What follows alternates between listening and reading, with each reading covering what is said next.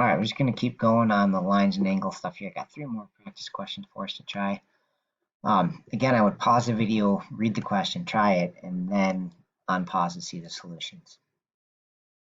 All right, so slope of a line is you want it in y equals form because right here will be the slope and that'll be the y-intercept. So basically I got to get y alone here. So I would start by subtracting 5 from both sides.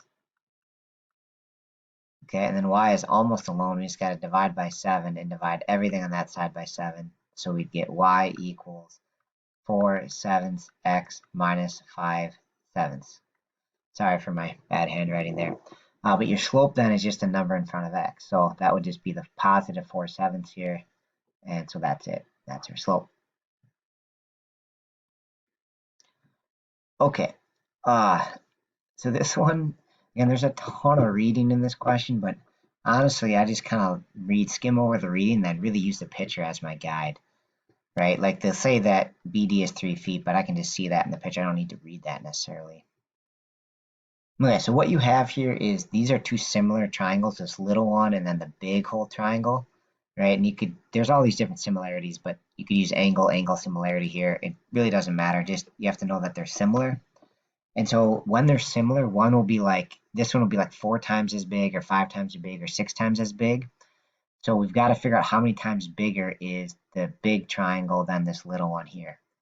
Okay, and so the trick is you want to match up a pair of corresponding sides. And so like 3 doesn't have a number here. In fact, that's what we're looking for. 4 doesn't match up on this side, right? There's no value for the EC here.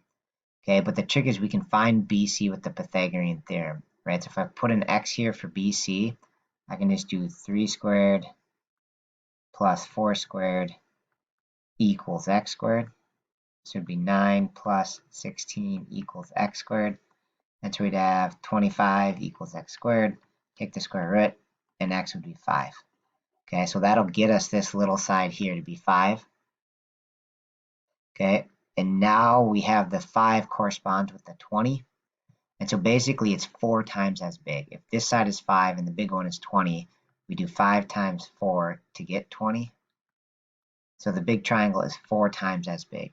So to get this side right here, I just take this 3 multiplied by 4, and that'll tell us that that side must be 12 in order to keep the times 4 pattern. So missing side length here, AE is 12.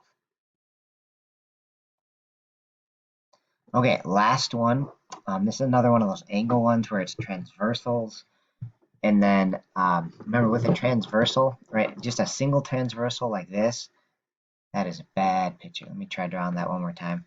So like that, you have these angles are called corresponding and they're the same. Same with the vertical across from it. And then you have 4 other angles that are the same. This one and this one by vertical angles. And then they transfer down, and this is a corresponding angle with that one. And then this one's the same there. Okay, so you have a whole bunch of angle patterns, and you just got to make sense of them all here. So this one says how many have measures of 50. It's basically how many in this pictures have measures of 50. And again, you can read all this stuff if you want, but I'm just going to start to label all the angles I know. Okay, so like I know this one is 130 because it's across from another 130. Makes this one right here a 50 because together these two add to 180. They're a straight line. So we've got 150 there.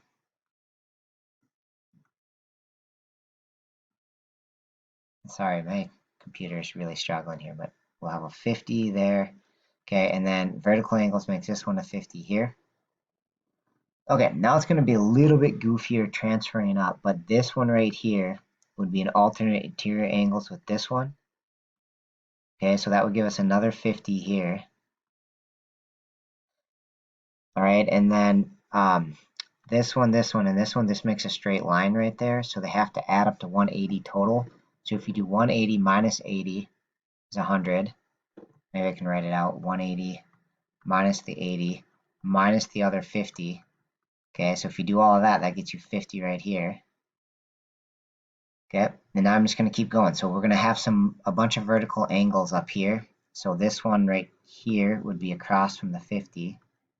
They make an X, right? That pair makes an X. Same thing here.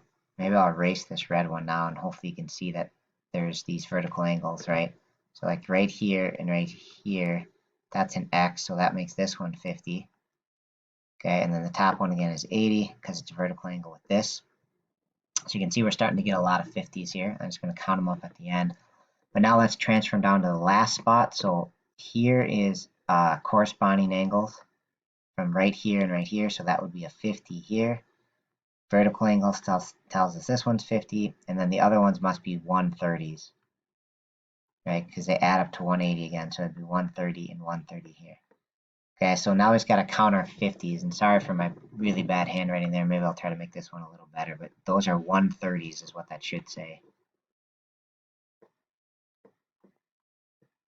Okay, so I count them. I've got 1, 2, 3, 4, 5, 6, 7, 8. I get 8 angles that are 50 degrees in that picture.